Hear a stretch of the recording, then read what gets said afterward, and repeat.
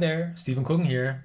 Today I would like to give you some information about our latest new releases package for July and August 2024. Unfortunately, putting together the bi-monthly packages remains, neutrally speaking, exciting for us. The logistics routes have been very erratic for months with often unexpected and mostly lengthy delays.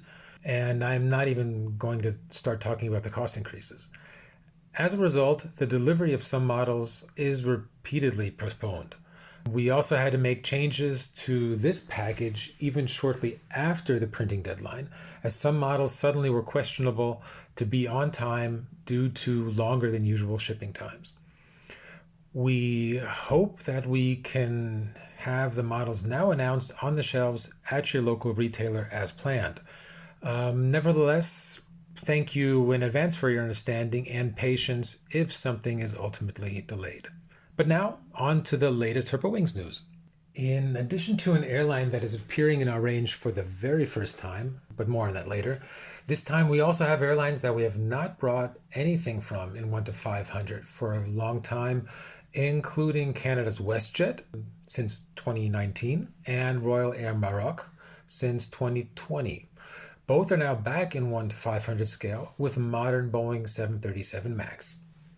Just in time for summer, we have another one of those eye-catching beach towels from Condor, this time in a passionate red color.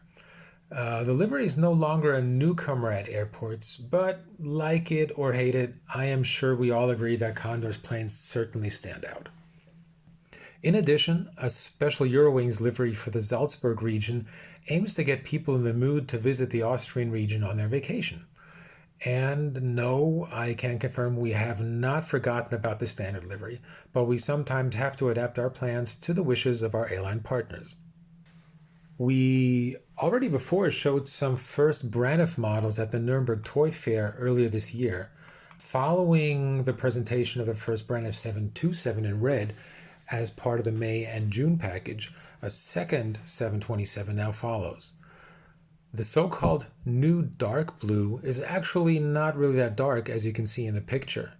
The original solid dark blue, created by Alexander Gerard, the inventor of Braniff's revolutionary design back in the early 1960s, was to have been so dark that the black Braniff lettering was no longer visible in bad weather. So, in 1967, dark blue was quickly replaced by a slightly lighter tone, officially named New Dark Blue.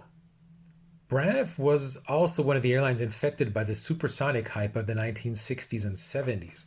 Although an initial order for Concorde was cancelled due to the oil crisis in 1973, the idea was revived a few years later. Now, the company joined forces with the other two Concorde operators, Air France and British Airways, to offer flights to the US. However, plans for their own Concorde in their own livery were never fully abandoned. Apart from numerous models, advertising boards, and postcards, these never materialized, however, even at the second attempt. The, by Braniff standards, quite simple livery looks cleanly elegant on this still today futuristic and elegant Concorde. QantasLink started operating the A220 about 3 months ago, and to start, we've included one of the first two aircraft delivered in this latest new releases package in the 1 to 500 and 1 to 200 scales, both made of metal. For those who may have not noticed, we have recently further improved the engines and wings on our 1 to 200 scale mold. And just a little hint, this first A220 will probably not be the last in QantasLink livery. Following first exclusive production runs of the Airbus A321neo and the A330-900 neo for Starlux, we are now expanding the model fleet of the still quite young airline from Taiwan with its flagship. At the request of the airline, the model has additional small imprinting details, such as added details in the doors or the addition of emergency cutout markings, and also comes with a quite exclusive packaging design. Turkish Airlines presented a new special livery on this A321neo a little while ago. The special leaf design will be used in the future on aircraft that use sustainably produced biofuels. TCJSU is the first of such aircraft. At Turkish Airlines and in 1 to 500, this will not be the last aircraft to wear this livery. 1949 was not only an important year for Herpa. In terms of world politics, a first showdown in the Cold War came to an end the same year. Starting a year before, the Soviet Union had blocked all access roads to the western zones of Berlin, whereupon France, the UK, and the US, in an incredible effort, set up an airlift into the cut-off West Berlin. One of the main actors was the Douglas DC-4 or C-54. Well over 200 C-54s were in action day and night. The final flight of the Berlin airlift departed Rhein-Main Air Base on September 30th, 1949. On the occasion of the end of the Berlin airlift 75 years ago, this 1 to 200 scale model of the so-called Raisin bomber is released as it is on display today on the grounds of the former Rhein-Main Air Base, today's Frankfurt Airport.